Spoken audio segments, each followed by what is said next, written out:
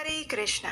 इस पवित्र कार्तिक मास में आप सबका स्वागत है आपके अपने उपदेशाष्टकम चैनल पर, जहां पर हम इस समय कार्तिक मास की महिमा का वर्णन करती हुई विभिन्न पौराणिक कथाओं का प्रतिदिन श्रवण कर रहे हैं। और आज की इस कार्तिक महात्म्य कथा में हम श्रवण करेंगे तुलसी देवी की सूखी लकड़ियों की महिमा। और आज हम पौराणिक ग्रंथों से ये भी जानेंगे कि आखिर तुलसी देवी के काष्ठ की महिमा क्या है और तुलसी युक्त स्नान करने से क्या फल प्राप्त होता है। हमारे आचार्यों ने अपने ग्रंथों में तुलसी देवी की अर्चन पद्धति के विषय में क्या कहा है, इन सब के बारे में भी आज हम चर्चा करेंगे। तो आइए शुरू करते हैं आज की कार्तिक मास महात्म्य विशेष कथा श्रृंखला की आगे की कड़ी। हमारे शास्त्रों में कहा गया है कि तुलसी काष्ठ की अग्नि के द्वारा अगर भगवान के लिए कोई भोग बनाता है और उन्हें अर्पित करता है तो वो अन्न सुमेरु के समान और अत्यंत स्वादिष्ट बन जाता है। अगर किसी स्थान पर मृत व्यक्ति के शरीर का अंतिम संस्कार करते समय उसमें भी तुलसी की सूखी हुई लकड़ी डाली जाए तो वो हरि के धाम जाकर इस जड़ जगत में वापस नहीं आता।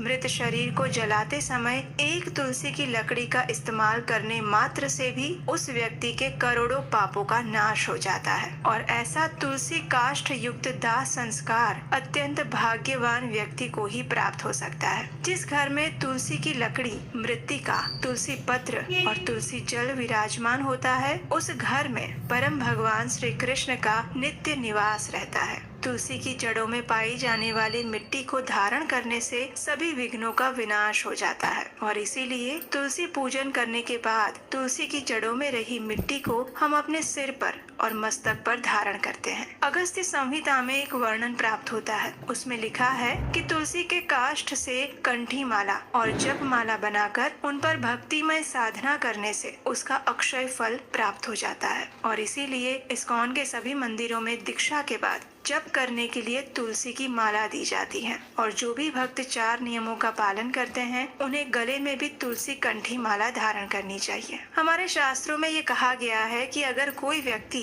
तुलसी की लकड़ी की अग्नि से भगवान का भोग तैयार करके भगवान श्री हरि को अर्पित करता है तो भगवान उसके थोड़े से भोग को भी मेरु तुल्य समझकर स्वीकार करते हैं और परम संतुष्टि का अनुभव करते हैं। जो व्यक्ति तुलसी के काष्ठ की अग्नि से भगवान का दीपक जलाता है उसे 10,000 करोड़ दीप दान करने का लाभ प्राप्त होता है। और इसीलिए आपने शायद देखा होगा तो कई बार कार्तिक मास में कई भक्त तुलसी की सूखी लकड़ियों से भी दीपदान करते हैं। और विशेषकर इस कार्तिक मास में सूखी हुई तुलसी काष्ठ के द्वारा दीप से उस दीपदान का करोड़ों गुना अधिक पुण्य फल प्राप्त होता है। श्री हरि भक्ति विलास नामक ग्रंथ में तुलसी काष्ठ के चंदन के महात्म्य का भी वर्णन मिलता है। उसमें गरुड़ पुराण का उल्लेख करते हुए श्रील सनातन गोस्वामी लिखते हैं कि भगवान को तुलसी काष्ठ का चंदन अर्पित करने से व्यक्ति के 100 जन्मों के पाप निसंदेह दग्ध हो जाते हैं। इस शरीर का त्याग करते समय अगर तुलसी चंदन के द्वारा व्यक्ति का शरीर लेपित हुआ है तो वो व्यक्ति निश्चित रूप से भगवत सारूप्य प्राप्त करके उनके निज धाम में निवास करता है। इस कलयुग के समय में भगवान श्री कृष्ण को तुलसी युक्त चंदन अर्पण करने से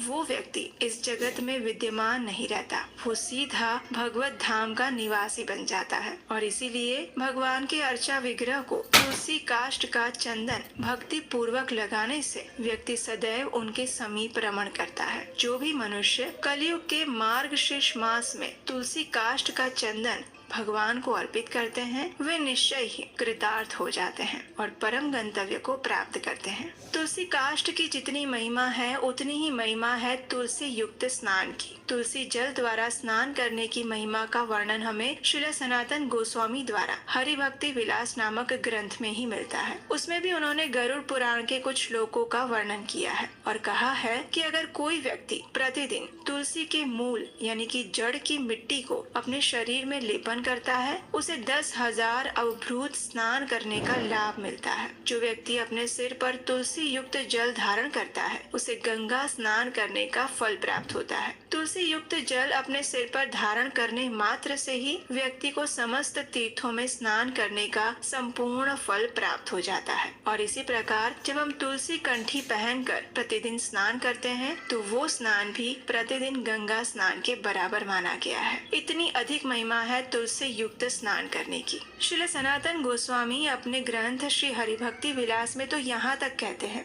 कि तुलसी विहीन अर्चन अर्चन नहीं है, तुलसी विहीन स्नान स्नान नहीं माना जाता और तुलसी विहीन भोजन भोजन नहीं है। और इसका प्रमाण हमें बृहद नारदीय पुराण में मिलता है, जहाँ पर तुलसी महिमा का वर्णन किया गया है। इतना ही नहीं, वायु पुराण में भी वर्णन मिलता है भगवान जनार्दन कभी भी बिना तुलसी के कोई भी अर्चन और पूजा का स्वीकार नहीं करते। अगर तुलसी पत्र का अभाव है तो व्यक्ति को तुलसी के काष्ठ को भगवत के अंग में स्पर्श करके उसकी पूजा करनी चाहिए। अगर तुलसी का काष्ठ यानी कि लकड़ी भी नहीं मिल रही है तो व्यक्ति को तुलसी देवी का नाम उच्चारण करके भी भगवान जनार्दन की सेवा का कर्तव्य करना चाहिए। इसी पुराण में ये भी बताया गया है कि जो व्यक्ति तुलसी पत्र के द्वारा भगवान विष्णु यानी कि कृष्ण के अंश अवतारों को छोड़कर अन्य किसी देवी देवताओं की पूजा करता है, ऐसा व्यक्ति गौ हत्यारा, ब्राह्म घाती और गुरु पत्नी गामी के समान पापी माना गया है। इसका अर्थ ये है कि भगवान श्री कृष्ण और भगवान विष्णु के सिवा और किसी भी देवी देवता को तुलसी का पत्र नहीं चढ़ाना चाहिए। ऐसा करने से जघन्य पाप कर्म लगता है। यहाँ तक कि हम राधा रानी को भी तुलसी देवी अर्पित नहीं कर सकते। विष्णु रहस्य नामक एक ग्रंथ में कहा गया है कि व्यक्ति को सुंदर और कोमल मंजरियों के साथ अखंड यानी कि जो टूटे हुए ना हो वैसे हरे रंग के तुलसी पत्र भगवान श्री कृष्ण को अर्पित करने चाहिए। तुलसी का पत्र चाहे कृष्ण वर्ण का हो या फिर हरित वर्ण का, वो हर प्रकार की तुलसी भगवान को अत्यंत प्रिय है। सभी प्रकार के पुष्पों की तुलना में भगवान कृष्ण को तुलसी का पत्र सबसे अधिक प्रिय है और इसीलिए तो कामिका एकादशी व्रत का महात्म्य दर्शाते हुए कहा गया है, तुलसी मंजराभिस्त पूजितो येन केशवः आजन्म कृत पापस्य तेन समार्जिता लिपिः। जो व्यक्ति तुलसी मंजरी द्वारा केशव की पूजा करता है उसकी अनेकों जन्म अर्जित पाप राशि पूर्ण रूप से साफ हो जाती है। अगस्त्य संहिता नामक ग्रंथ में आगे बताया गया है कि मंत्र उच्चारण के साथ मात्र एक तुलसी पत्र भी भगवान श्री हरि के सिर पर अर्पित किया जाए या उनके चरणों में अर्पित किया जाए तो ये अर्पित पत्र हमें अनंत गुना अधिक फल प्रदान करता है। हमारे एक और शास्त्र में ये भी कहा गया है कि अगर व्यक्ति श्री हरि के सिर पर तुलसी अर्पित करता है तो ये अनुपम कार्य उसके अकथनीय और गोपनीय सभी पाप राशियों को ध्वस्त कर देता है। जो व्यक्ति तुलसी पत्र से युक्त जल बिंदु द्वारा 3 संध्याओं में भगवान के श्री मंदिर का मार्जन करता है वो महापाप के प्रभाव से मुक्त हो जाता है। स्कंद पुराण में हमें वर्णन मिलता है कि जो भी व्यक्ति तुलसी दल और मंजरी भगवान के शिरोदेश यानी कि सिर पर अर्पण करता है उसे कोटि सुवर्ण राशि दान करने से भी ज्यादा फल प्राप्त होता है। और दूसरी ओर पद्म पुराण भी इस बात की पुष्टि करता है कि जो व्यक्ति तुलसी मंजरी के द्वारा भगवान श्री हरि की पूजा करता है उसे दोबारा किसी माता के गर्भ में जन्म नहीं लेना पड़ता। श्री हरि भक्ति सुधोदय नामक ग्रंथ में यमराज जी स्वयं ब्राह्मणों से कहते हैं कि कोई भी व्यक्ति धार्मिक या अधार्मिक ही क्यों न हो, लेकिन अगर उसने केशव की पूजा तुलसी पत्र के द्वारा की है तो उसे मेरा स्पर्श कभी भी नहीं होगा, बल्कि वो विष्णु दूतों द्वारा ले जाने के लिए योग्य बन जाएगा। तो इस प्रकार हम देख सकते हैं कि तुलसी देवी की महिमा का सभी शास्त्रों ने भरपूर बखान किया है और ऐसी तुलसी महारानी जो कि भगवान की प्रिया तो है ही, लेकिन हमारे आध्यात्मिक जीवन में भी हमें आगे बढ़ाने के लिए अत्यंत सहायक बनती हैं। ऐसी तुलसी महारानी की इस विशेष कार्तिक मास में सेवा पूजा करने से हम अपने आध्यात्मिक जीवन में तीव्रता से प्रगति कर सकते हैं। इतिहास में ऐसे कई उदाहरण और ऐसी कई कथाएं मिलती हैं जहाँ पर भक्तों ने तुलसी देवी के पूजन द्वारा भगवान श्री हरि को इस धरातल पर प्रकट होने के लिए भी विवश कर दिया था। और ऐसी ही एक कथा है अद्वैत आचार्य की और इस कथा का श्रवण हम करेंगे हमारे इसी कार्तिक मास कथा महात्म्य श्रृंखला की अगली कड़ी में। और उसे सुनने के लिए आपके अपने चैनल को याद से सब्सक्राइब करके रख लीजिए, नोटिफिकेशन ऑन कर लीजिए। अगर ये वीडियो अच्छा लगा है तो इसे लाइक जरूर कीजिएगा और इसमें बहुत सारी प्रमाणभूत वैदिक जानकारी दी गई है। इसका लाभ अपने मित्रों और परिवार को भी दीजिए। इस वीडियो को अधिक से अधिक शेयर कीजिए सभी व्हाट्सएप ग्रुप्स में और अपने स्टेटस में भी। और चलिए अब आज का ये प्रश्न आपके लिए है। अगर आपने आज की कथा ध्यान से सुनी है तो आप हमें इस प्रश्न का उत्तर दीजिए कि इस कथा में हमने एक एकादशी का वर्णन कहा था जिसमें तुलसी महारानी की महिमा बताई गई है। वो कौन सी एकादशी थी जिसमें तुलसी की महिमा का वर्णन पाया जाता है? आपका जवाब हमें नीचे कमेंट बॉक्स में लिखकर बताइएगा। और इसी कथा श्रृंखला की आने वाली कड़ी के साथ हम आपको मिलेंगे बहुत जल्द। तब तक के लिए इस पवित्र कार्तिक मास में तुलसी देवी की अधिक से अधिक सेवा कीजिए और उनसे प्रार्थना कीजिए कि वे आपको भगवान श्री कृष्ण की शुद्ध भक्ति प्रदान करें। तो आइए अब हम इस पवित्र कार्तिक मास में तुलसी देवी की आरती करते हैं। प्रतिदिन तुलसी देवी की पूजा करते हुए इस तुलसी आरती का स्तवन, पठन और श्रवण करना चाहिए। तो आइए अब हम उसी तुलसी आरती का श्रवण करते हैं। नमो नमः तुलसी कृष्ण प्रेयसी, नमो नमः राधा कृष्ण सेवा पवो, एई अभिलाषी ये तुम्हार शरण लो, तारा वांछा पूर्ण हो, कृपा करी कर तारे वृंदावन वासी, मोर एई अभिलाष,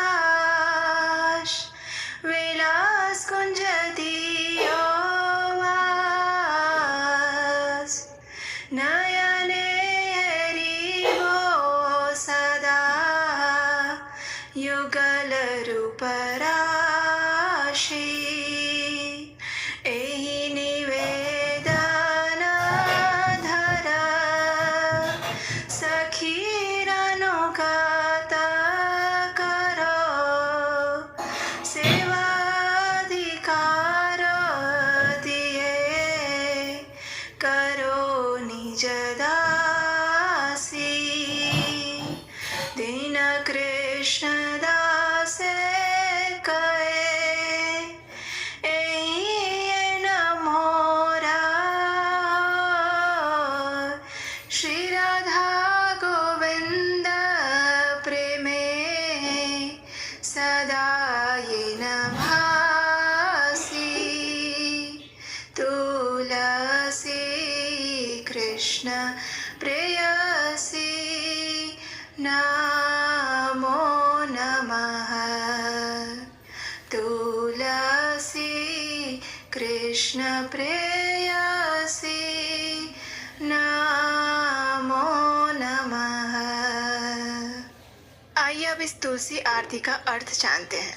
इसका अर्थ और अनुवाद इस प्रकार है। भगवान श्री कृष्ण की प्रियतमा हे तुलसी देवी, मैं आपको बारंबार प्रणाम करती हूँ। मेरी एकमात्र इच्छा है कि मैं श्री राधा कृष्ण की प्रेममयी सेवा प्राप्त कर सकूं। जो कोई भी आपकी शरण लेता है उसकी कामनाएं पूर्ण हो जाती है। उस पर आप अपनी कृपा बरसाती हैं और उसे वृंदावन वासी बना देती हैं। मेरी एकमात्र यही अभिलाषा है कि आप मुझे भी वृंदावन के कुंजों में निवास करने की अनुमति दें, जिससे मैं युगल श्री राधा कृष्ण की सुंदर लीलाओं का सदैव दर्शन कर सकूं। आपके चरणों में मेरा यही निवेदन है कि मुझे किसी भी व्रज गोपी की अनुचरी बना दीजिए और सेवा का अधिकार देकर मुझे आपकी निज दासी बनने का अवसर प्रदान कीजिए। अति दीन कृष्णदास आपसे यही प्रार्थना करता है कि मैं सदा सर्वदा श्री श्री राधा गोविंद के प्रेम में डूबा रहूं। इस प्रकार तुलसी आरती करने के बाद अब समय है तुलसी देवी की प्रदक्षिणा करने का। और इस तुलसी देवी की प्रदक्षिणा करते समय आप इस मंत्र का उच्चारण कर सकते हैं। यानि कानि च पापानि ब्रह्महत्यादिकानि च तानि तानि प्राणाशन्ति प्रदक्षिण पदे पदे। इसका अर्थ ये होता है कि जो भी व्यक्ति तुलसी महारानी की प्रदक्षिणा करता है तो उस प्रदक्षिणा के दौरान पद पद पर उसके समस्त ब्रह्म हत्यादि जैसे बड़े बड़े पापों का भी नाश हो जाता है। तो इस प्रकार इस कार्तिक मास में आप तुलसी पूजन और प्रदक्षिणा कर सकते हैं। चलिए अब हम इस पवित्र दामोदर मास यानी कार्तिक मास में तुलसी देवी के स्तोत्र का पाठ करते हैं, जिसकी रचना श्री पुंडरीक दास द्वारा की गई है।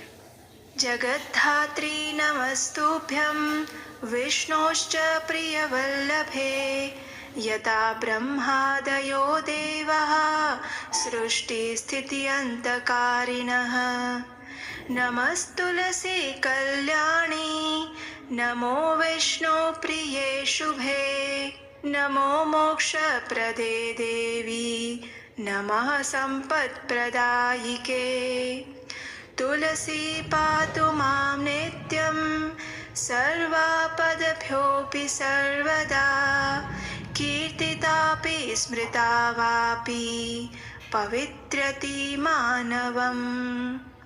नमामि शिरसा देवीं तुलसीं विलसत्तनुं यां दृष्ट्वा पापिनो मर्त्या मुच्यन्ते सर्वकिल्बिषात्।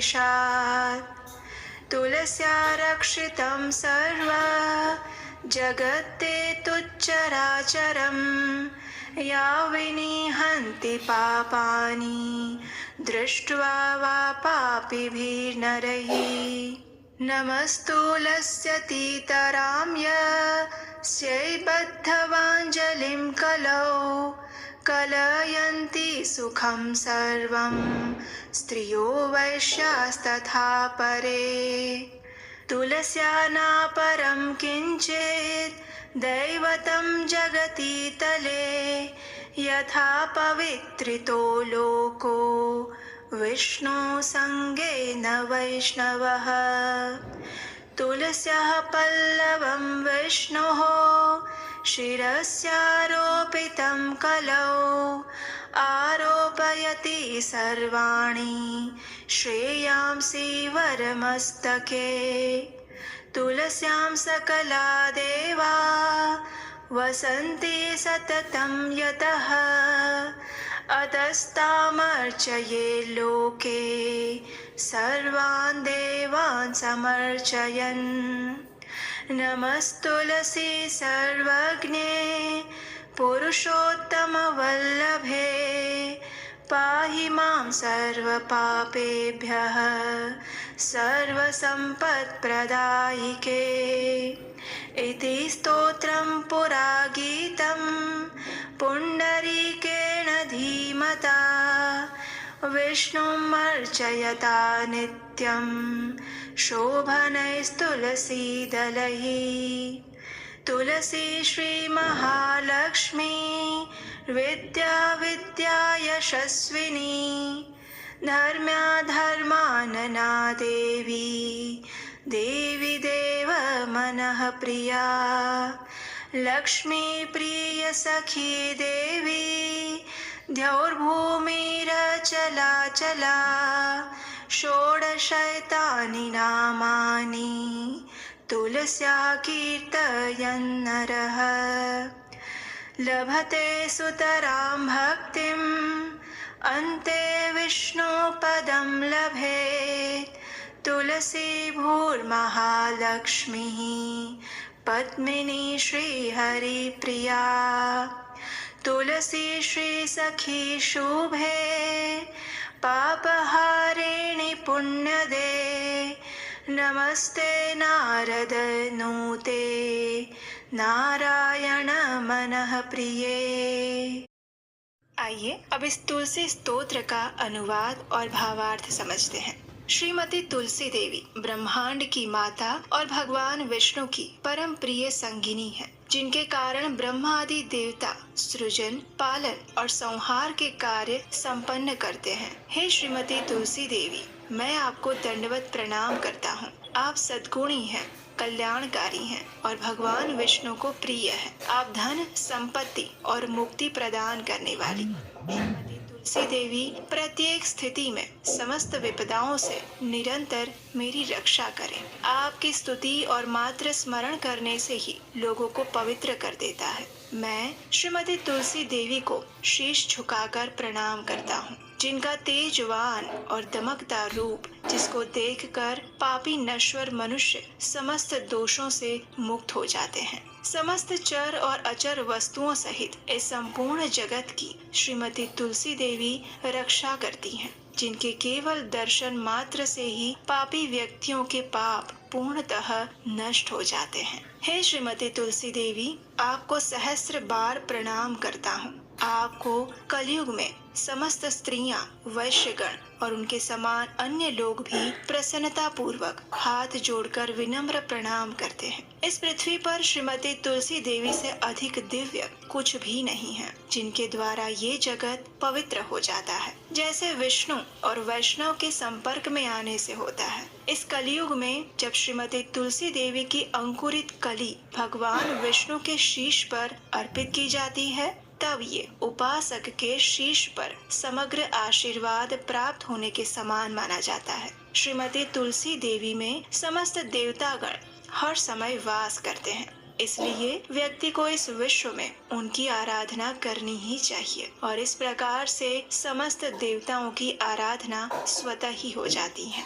सर्वज्ञानी और परम पुरुष की अत्यंत प्रिय श्रीमती तुलसी देवी, मैं आपको दंडवत प्रणाम करता हूँ। आप संपूर्ण धन संपत्ति प्रदान करती हैं। कृपा करके मेरे समस्त पापों से मेरी रक्षा कीजिए। अतः ये प्रार्थना पहले के समय में बुद्धिमान पुंडरीक द्वारा गाई गई है। व्यक्ति को श्रीमती तुलसी देवी की सुंदर पत्तियों को नियमित रूप से अर्पित करते हुए सदैव ही भगवान विष्णु की आराधना करनी चाहिए। मनुष्य को श्रीमती तुलसी देवी के इन 16 नामों का उच्चारण करना चाहिए। तुलसी, श्री, महालक्ष्मी, विद्या, अविद्या, यशस्विनी, धर्मया, धर्मानना, वृंदा, देवी देव मनः प्रिया, लक्ष्मी प्रिय सखी, देवी, द्यौ, भूमि, अचला और चला। वह और अधिक निष्ठा और भक्ति प्राप्त करता है और अंत में भगवान विष्णु के धाम को प्राप्त करता है। श्रीमती तुलसी देवी भूमि, महालक्ष्मी, पद्मिनी तथा श्री हरि प्रिया के नाम से भी जानी जाती हैं। मैं श्रीमती तुलसी देवी को बारंबार दंडवत प्रणाम करता हूँ। आप श्रीमती लक्ष्मी देवी की अत्यंत प्रिय मित्र, शुभ चिंतक, पापों को हरने वाली, आध्यात्मिक गुणों को प्रदान करने वाली, नारद मुनि द्वारा प्रशंसनीय और भगवान श्री नारायण के मन की प्रिया है। इस प्रकार प्रतिदिन इस कार्तिक मास में इस तुलसी स्तोत्र का पठन और श्रवण करना अत्यंत पुण्यशाली माना गया है। तो आइए इस परम मंगलमय कार्तिक मास में अब हम तुलसी अष्टकम का पाठ करते हैं। इस अष्टकम का वर्णन हमें ब्रह्म वैवर्त पुराण में मिलता है। एक समय जब तुलसी देवी भगवान से रुष्ट होकर अंतर्धान हो गई थी, उस समय भगवान उनके विरह में आतुर होकर वृंदावन चले गए और उन्होंने वहाँ पर तुलसी देवी की पूजा और स्तुति की। और उस समय उन्होंने जिस मंत्र और स्तोत्र की रचना की थी, वो स्तोत्र इस प्रकार है। श्री भगवानुवाच वृन्दारूपाश्च वृक्षाश्च यदैकत्र भवन्ति च विदुर्बोधास्तेन वृन्दां मत्प्रियां तां भजाम्यहम्। पुरा बभूव या देवी त्वादौ वृन्दावने वने तेन वृन्दावनी ख्याता सौभाग्यां तं भजाम्यहम्। असंख्येषु च विश्वेषु पूजिताया निरन्तरं तेन विश्वपूजिताख्यां जगत्पूज्यां भजाम्यहम्।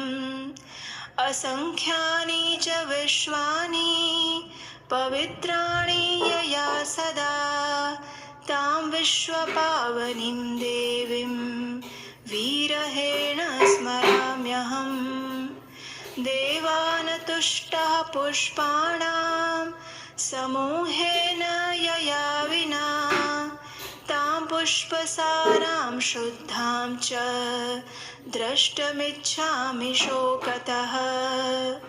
विश्वे यत्प्राप्तिमात्रेण भक्तानन्दो भवेत् ध्रुवम्। नन्दिनी तेन विख्याता सा प्रीता भवताद्धि मे। यस्या देव्यास्तुला नास्ति विश्वेषु निखिलेषु च। तुलसी तेन विख्याता यामि शरणं प्रियाम्। कृष्ण जीवन रूपाया शश्वत्प्रियतमा सती। तेन कृष्ण जीवनीति मम रक्षतु जीवनम्। मम रक्षतु जीवनम्। आइए अब हम इस तुलसी अष्टकम का अर्थ जानते हैं। श्री भगवान ने कहा, जब वृंदा रूप वृक्ष एकत्र होते हैं तब वृक्ष समुदाय अथवा वन को बुद्धजन वृंदा कहते हैं। ऐसी वृंदा नाम से प्रसिद्ध अपनी प्रिया तुलसी की मैं उपासना करता हूँ, जो देवी प्राचीन काल में वृंदावन में प्रकट हुई थी, अतएव जिसे वृंदावनी कहते हैं। उस सौभाग्यवती देवी की मैं उपासना करता हूँ, जो असंख्य वृक्षों में निरंतर पूजा प्राप्त करती हैं। अतः जिनका नाम विश्व पूजिता पड़ा है, उस जगत पूज्या देवी की मैं उपासना करता हूँ। हे देवी, जिसने सदा अनंत विश्वों को पवित्र किया है, उस विश्व पावनी देवी का मैं विरह से आतुर होकर स्मरण करता हूँ, जिसके बिना अन्य पुष्प समूहों के अर्पण करने पर देवता प्रसन्न नहीं होते।